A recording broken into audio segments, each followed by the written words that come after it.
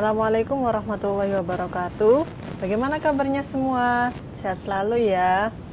Hari ini kita akan belajar IPA bersama saya Bu Rinaldianti Rukmana, tapi cukup kalian panggil dengan Bu Ririn saja. Hari ini kita akan belajar tentang sistem reproduksi pada manusia. Bab pertama untuk kelas 9. Kira-kira apa yang kalian pikirkan ketika mendengar sistem reproduksi pada manusia? Kita pelajari bareng-bareng ya. Oke, kita akan masuk pada materi yang pertama, yakni bab reproduksi manusia. Pada bab ini kita akan membahas terkait 4 hal, yakni tentang mitosis, meiosis, alat reproduksi pada pria, alat reproduksi pada wanita, dan juga terkait upaya menjaga kesehatan sistem reproduksi manusia.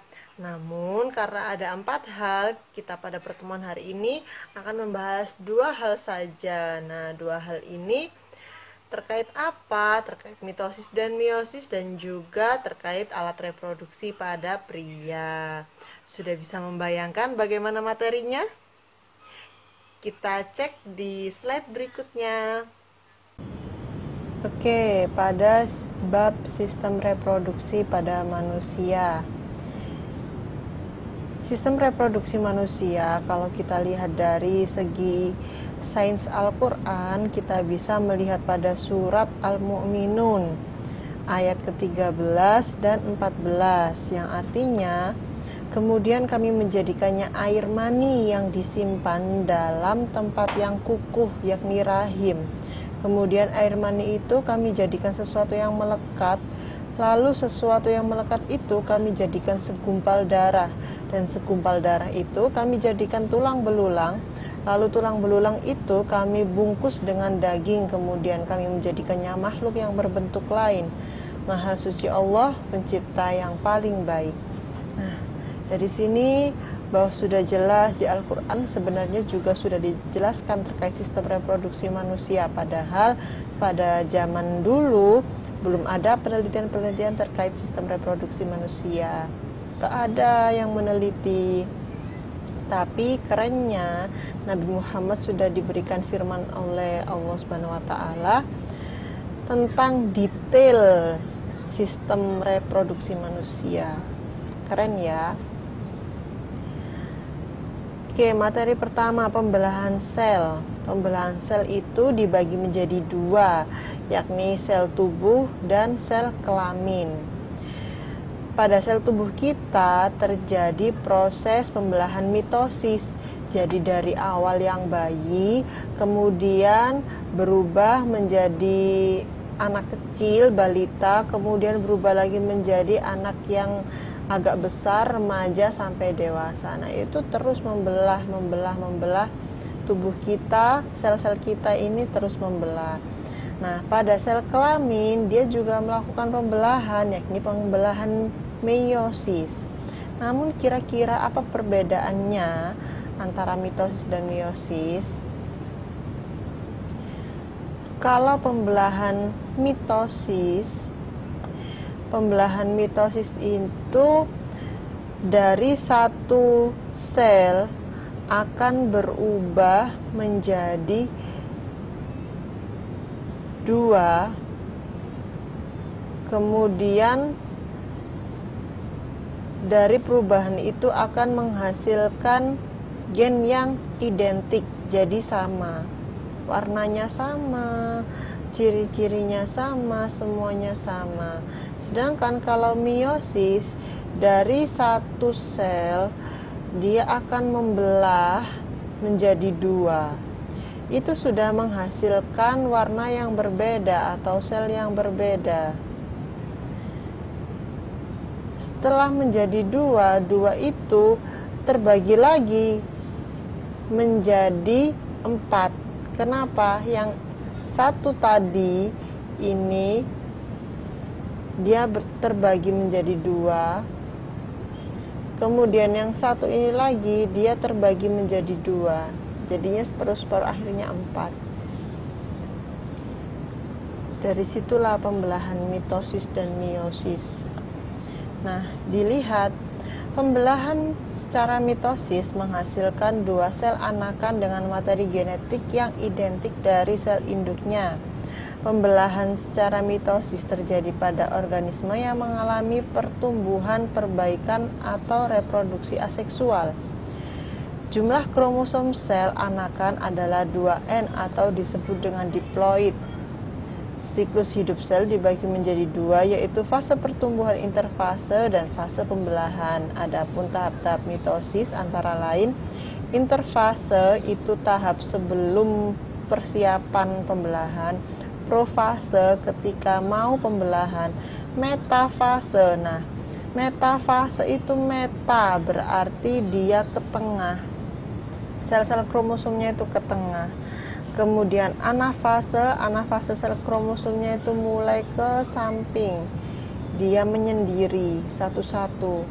Baru telofase, dia mulai terbelah.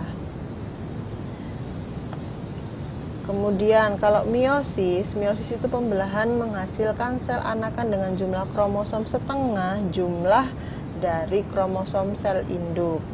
Pembelahan meiosis ini bertujuan untuk berkembang biak secara seksual, yaitu dengan proses pembentukan gamet atau kita sebut dengan gametogenesis.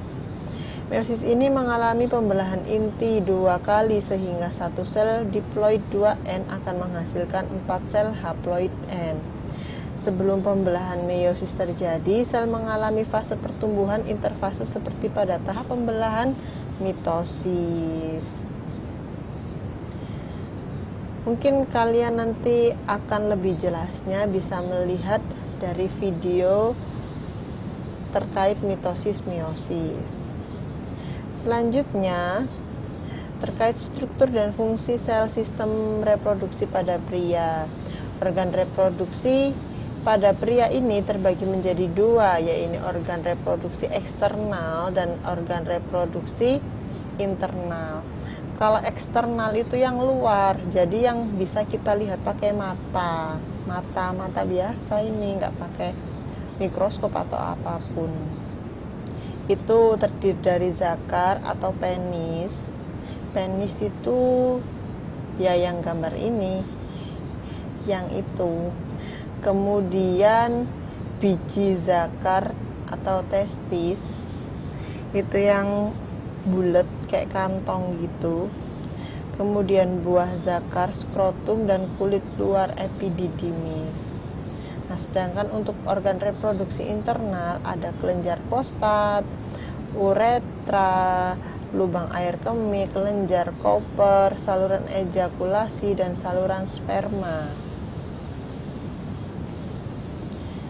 Fungsi-fungsi organ reproduksi sebenarnya ada di buku, tapi kalian bisa mencatat fungsi-fungsi organ reproduksi yang sudah ada di gambar YouTube ini, karena ini lebih praktis, lebih simpel, dan lebih mudah untuk diingat. Seperti organ testis atau biji zakar, itu fungsinya menghasilkan sperma melalui meiosis. Skrotum buah zakar untuk membungkus testis. Penis zakar menyalurkan sperma ke dalam vagina. Saluran sperma menyalurkan sperma dari testis ke kantong sperma. Kantong sperma untuk menampung sperma. Uretra menyalurkan sperma dari urin keluar tubuh, sedangkan kelenjar prostat dan Cooper itu berfungsi untuk menghasilkan cairan agar sperma mudah bergerak. Nah, dari sini nanti kita akan lebih belajar terkait alat-alat sistem reproduksi manusia melalui video berikut ini. Nanti bisa lebih jelas kalian kalau dijelaskan satu-satu secara detail. Kalau hanya ditunjuk ini namanya ini namanya ini, biasanya kurang masuk gitu. Jadi nanti ada materi lebih mendalam terkait organ reproduksi pria baik eksternal maupun internal. Cek di materi selanjutnya. Oke, materi kita yang selanjutnya pada hari ini terkait alat reproduksi pada pria.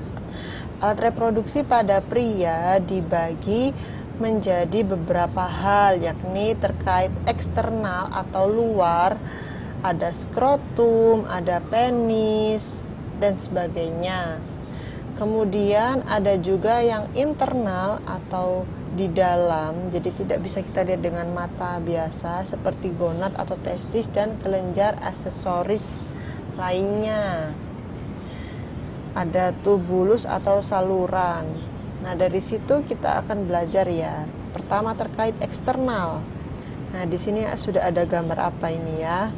Gambar alat reproduksi pria dari luar.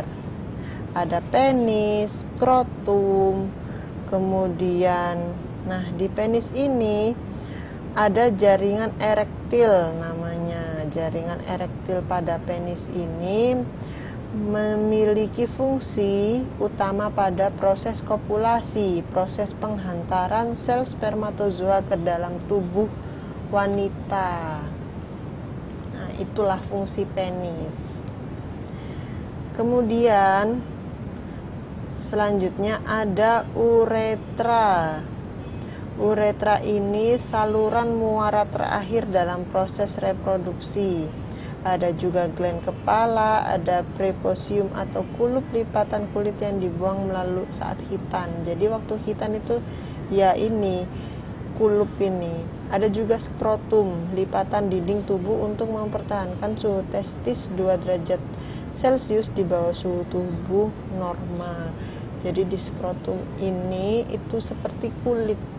Kalau kacang gitu, kulitnya kacang.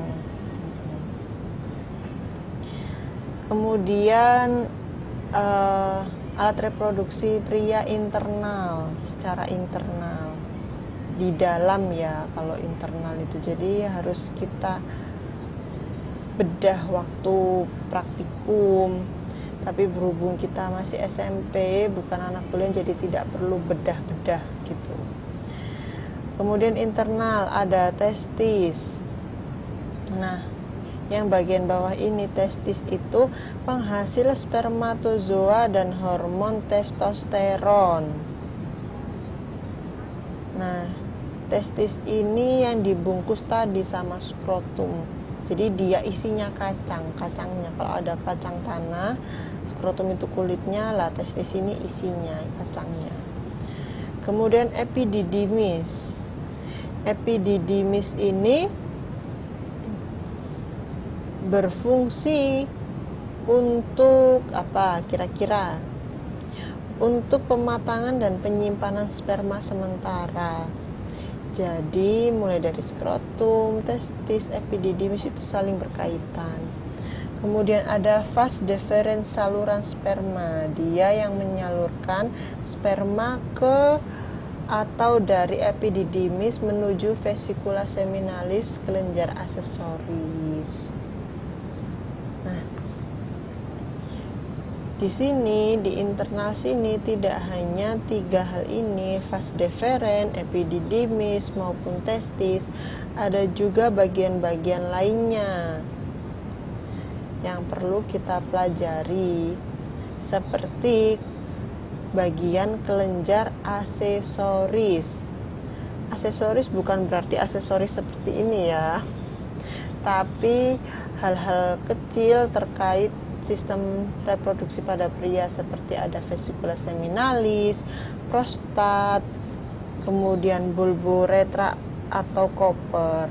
Nah, vesikula seminalis ini pada kelenjar aksesoris ini untuk mensekresikan cairan semen. Semen itu spermanya itu tadi.